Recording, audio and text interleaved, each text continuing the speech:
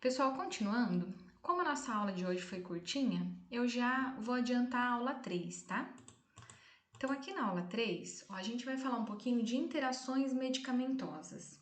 O que são essas interações medicamentosas, né? A gente chama de interação medicamentosa quando ocorre um evento clínico em que os efeitos de um fármaco eles são alterados pela presença que pode ser de um outro fármaco, presença de um alimento, uma bebida que o paciente ingeriu ou agente químico ambiental. Então, interação medicamentosa é quando tem um medicamento com um outro tipo de componente, seja um outro fármaco, uma bebida, um alimento, e desse encontro ocorre uma reação.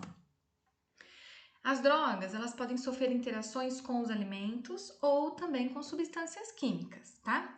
Então, desse efeito, pode ocorrer ações que a gente chama de agonistas. Que são agonistas? São aqueles estímulos que são provocados por uma resposta. Então, ativação ou inibidade da atividade celular.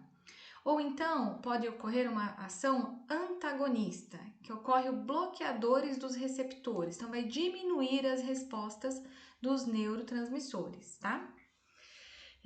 Na clínica, são usadas muitas dessas interações, visando sempre um resultado benéfico na terapêutica. Então, no dia a dia, com o cliente, com o nosso paciente, às vezes o medicamento, ele é dado junto com o alimento para ter essa interação química e muitas vezes fazer o que a gente chama de potencialização do efeito do medicamento. Toda vez que pensamos em interações úteis, a gente deve pensar também que existe algumas que vão provocar reações diversas graves. Então, nem sempre o medicamento, quando ele está interagindo com outra substância, ele vai ser benéfico. Pode ser também que venha a causar um prejuízo. Mas vamos ver agora as interações positivas. Então, por exemplo, diuréticos, né? A gente tem aí hidroclorotiazida, eles servem para aumentar a eliminação de líquido, certo? E eles aumentam a ação de medicamentos antihipertensivos. Então, quando o paciente é hipertenso, geralmente está associado ao medicamento de hipertensão um diurético, tá? Mas um diurético que agindo com esse antihipertensivo vai potencializar e vai causar um efeito esperado muito mais rápido. Interações com outras drogas, agora de um aspecto físico-química. É quando uma droga é incompatível física ou quimicamente com a outra. Então, quando uma droga ela se choca com a outra, eu não posso misturar essas drogas, tá? Vocês vão ver quando vocês forem para estágio que tem pacientes que em um determinado horário ele recebe várias medicações endovenosa. E vocês também vão ver, infelizmente, profissionais da enfermagem aspirando várias medicações em uma única seringa, né?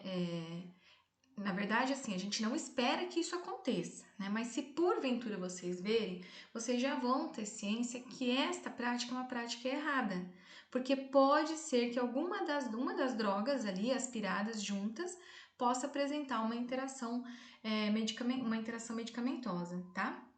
Essas interações, também chamadas de farmacêuticas, ocorrem com a mistura de medicamentos ainda fora do organismo, como por exemplo, a gente vai realizar uma prescrição, né, intravenosa. Quando eu pego esse medicamento e eu vou misturar com outro, ocorre essa interação físico-química e aí pode ocorrer, por exemplo, uma mudança de aspecto e de cor. Então, ainda antes de eu administrar no meu paciente, eu tenho tempo de visualizar, de detectar essa interação e barrar a administração da droga.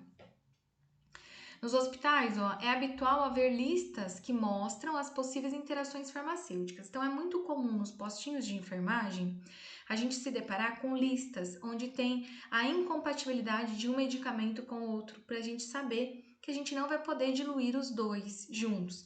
Tem medicamentos que a gente pode diluir apenas em soro fisiológico, outros a gente pode diluir em água destilada, em soro glicosado, em soro fisiológico. Outros a gente só pode diluir em soro glicosado ou só pode diluir em água destilada. Então é importante a gente ter conhecimento de como diluir também esses medicamentos e se eu posso ou não misturar drogas. São exemplos clássicos dessa interação, né? A inativação do nitroprusiato de sódio pela luz. Então, se esse medicamento estiver exposto à luz, ele sofre uma interação, uma alteração. A precipitação de algumas drogas, quando são misturadas no mesmo equipo para infusão intravenosa. Então, a gente às vezes passou um medicamento e esqueceu de lavar esse equipo para instalar um outro medicamento, ou seja, ficou o resto no equipo do medicamento anterior.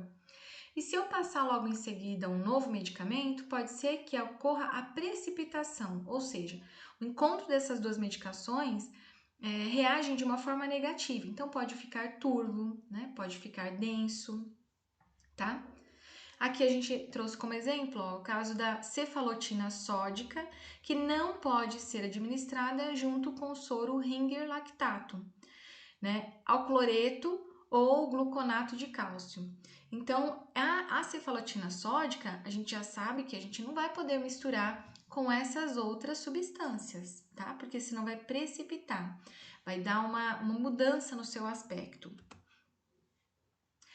Na farmacocinética, né, a gente viu que são as fases na aula anterior da farmacocinética, absorção, distribuição, biotransformação. Então, lá na farmacocinética também pode ter alguma interação medicamentosa. Quando que a gente fala que está lá na farmacocinética? Quando há interferência de uma droga no processo de absorção. No processo de absorção, distribuição, biotransformação e excreção de outra droga.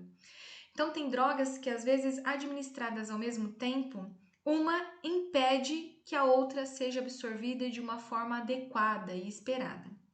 Exemplo de interação, então, no nível de absorção. A ampicilina oral com alimentos. O que acontece? A ampicilina, ela tem a sua absorção prejudicada por alimentos quando administrada junto com eles. Por isso que vocês já devem ter visto que alguns medicamentos, aliás, o médico sempre prescreve, né? Prescreve tomar em jejum. Não necessariamente por conta dessa questão, tá, pessoal? Mas muitos não são administrados junto com o alimento justamente para esse bolo alimentar não atrapalhar o processo de absorção desse medicamento. O que é mesmo a absorção? É a passagem desse medicamento, né, da luz do intestino ou do músculo, da via que ele foi administrada para a corrente sanguínea. A única via de administração que não tem absorção é a via endovenosa, porque já está direto na circulação sanguínea, lembra?